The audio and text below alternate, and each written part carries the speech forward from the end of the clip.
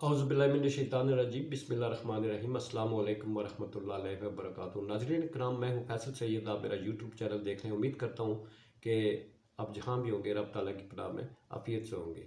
नाज़रीन इकराम, सियासी हलचल इस वक्त पारा बहुत हाई है।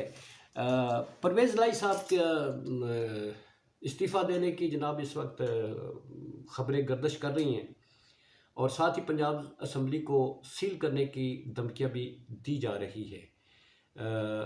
तवानाई का बहरान जो है, शहबाज शरीफ साहब ने ख़तरे की घंटी बजा दी है जी। अब पाकिस्तान अंधेरों में ही रहेगा, लकड़ियाँ ख़रीद लें। और इस सारे सिनेरियो में हमारे जो इस वक्त बिज़नेस है उस पर असरात, उस पर बात करते हैं। सबसे पहले जी, पंजाब असम्बली का जो इस वक्त बहरान है जिसने सर उठाया हुआ है शिद्दत से, उसमें एक और इजाफा हो गया है। कल जैसा कि गवर्नर का कहा गया था वो एतमाद का वोट लेने के लिए और फिर अदम एतमाद का, और अब ये है कि वज़ीर आला ही रिज़ाइन कर जाएंगे। लो जी, वो वज़ीर आला साहब के बारे में कहा जाता है कि वो कहते हैं कि मैं तो ऐसे ही बीच में फंस गया हूँ तो मैं रिज़ाइन करता हूँ। अब वो रिज़ाइन करते हैं तो इसके पीछे कहा जा रहा है कि पीडीएम उन्हें ऑफ़र दे चुकी है कि हमारे वज़ीर आला बन जाएं। जबकि दूसरी तरफ मलिक अहमद ख़ान साहब जो हैं, उनकी पीडीएम की जमातों की तरफ से उन्हें नॉमिनेट करने की वो बात की जा रही है। जरदारी साहब जो हैं वो बैठे हुए हैं लाहौर में। अब ये देखें पीपल्स पार्टी का कोई वज़ीर आला आता है, पीडीएम किसे बनाती है, या अदम एतमाद के वोट की सूरत में यह क्या बनता है। सूरत बड़ी दिलचस्प है जी। सफ्तान खान साहब ने, जैसा कि मैंने पिछले वीलॉग में बताया, कि उन्होंने ये कह दिया है, कैटेगोरिकली कह दिया है कि गवर्नर का इकदाम गैर कानूनी है।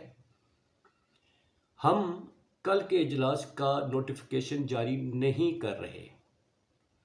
अब जब इजलास ही नहीं होगा तो एतमाद का वोट लेने की बात की नौबत ही नहीं आएगी। दूसरी तरफ अदम एतमाद जो है उसके लिए हुकूमत के पास रिक्वायर्ड नंबर ऑफ मेंबर्स नहीं है। अब वो डिपेंड करते हैं, चौधरी शुजात साहब को डाला हुआ है कि परवेज़ लाई साहब अगर साथ दें तो फिर उनके नंबर्स पूरे हो जाते हैं। परवेज़ लाई साहब उनका साथ देते हैं, मतलब ये कि खान साहब का साथ छोड़ते हैं तो परवेज़ लाई साहब की अपनी सियासत, बेटे की सियासत दफन हो जाती है। उनके बेटे मुनस लाई साहब खान साहब को कहते हैं कि हम आपके साथ ही रहेंगे।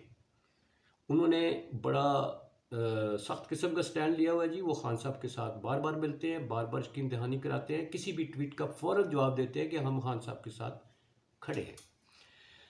अब ऐसी सूरत हाल में परवेज़ लाई साहब जो है वो तो अगर ऐसे बन जाते हैं तो फिर पीडीएम की तरफ से, तो फिर तो उनका सियासी मुस्तकबिल ही ख़त्म हो जाता है।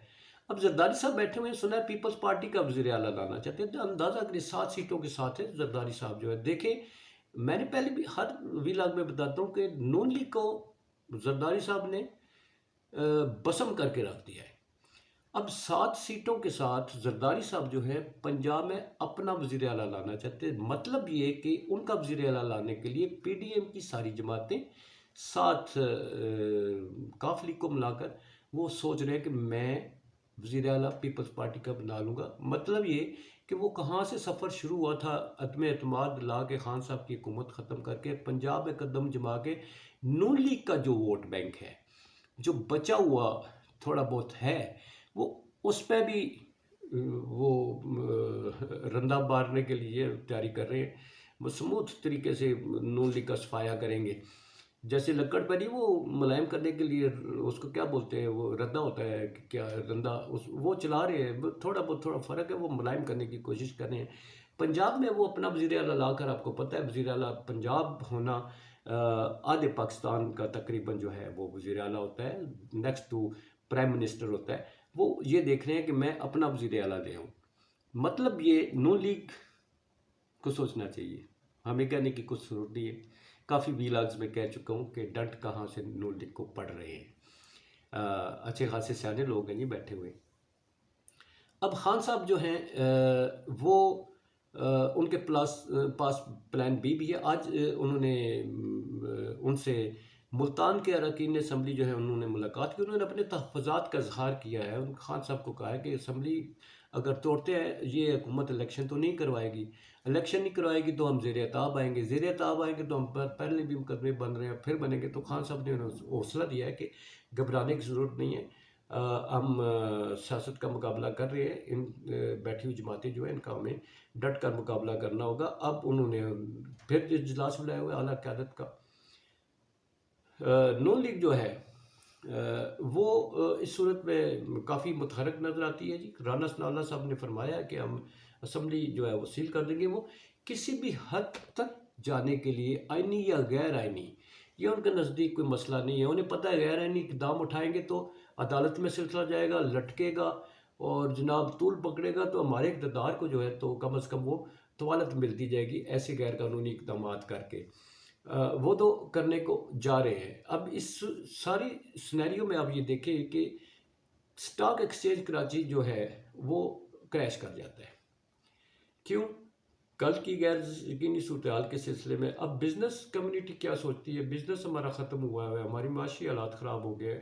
शहबाज शरीफ का मैंने अभी जो जिक्र किया है कि उन्होंने कहा कि तवानाई का बुहरान जो है वो हमें हल करने के लिए ये इक़दाम उठाने पड़ेंगे। जैसा कि मैंने अभी जिक्र किया है कि शादी हाल और बाज़ार और घरों से काम करने का मतलब ये पाकिस्तान तैयारी कर ले आगे जाने के बजाय रिवर्स गियर लगाने की, जो लग चुका है।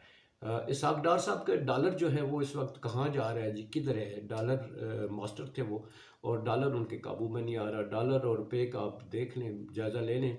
कराची पोर्ट पे हमारे अभी तक वो रॉ मटेरियल के जो जहाज़ है वो खड़े हैं, एलसी खुल नहीं रही, डॉलर हमारे पास है नहीं देने को।